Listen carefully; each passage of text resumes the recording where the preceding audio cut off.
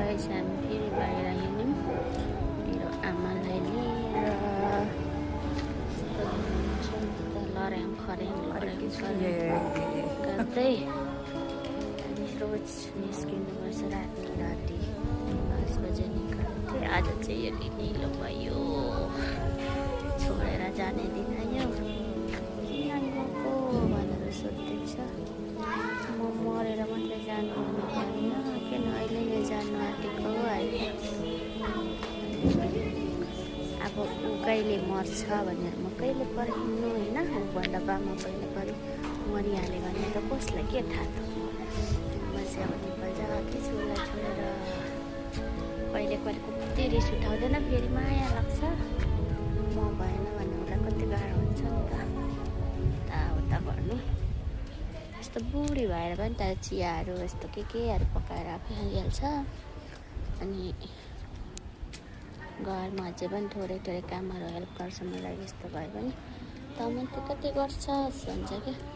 म पनि सघाउँछु, एक्लै किन गर्छस् भनेर मलाई सघाउनुहुन्छ। तर साह्रै काम बिगार्नुहुन्छ। यताको सामान उता, उताको सामान यता।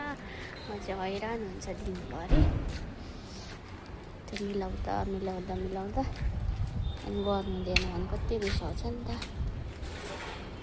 अनि हाम्रो हात यस्तो माथि भयो भने चाहिँ अनि बाजे उसको हस्बेन्डले चाहिँ यहाँ माथि यसरी हात गरेर डुलाउँथ्यो अरे क्या। अनि मलाई सधैँ भन्छ कसरी हिँड्नु, म चाहिँ यहाँ माथि हात राखेर अरे।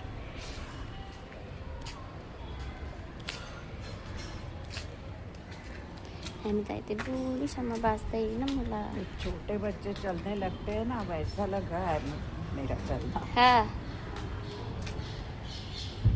अभी तो थोड़ा सा चलने को आता है ना।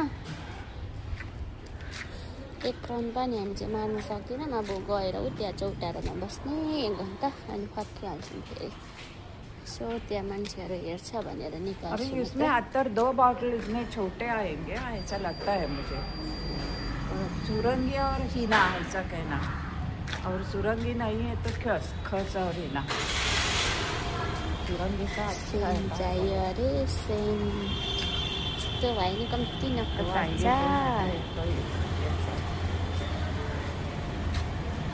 यस्तो डल्छ पाउडर डल्छ मेरो आमै।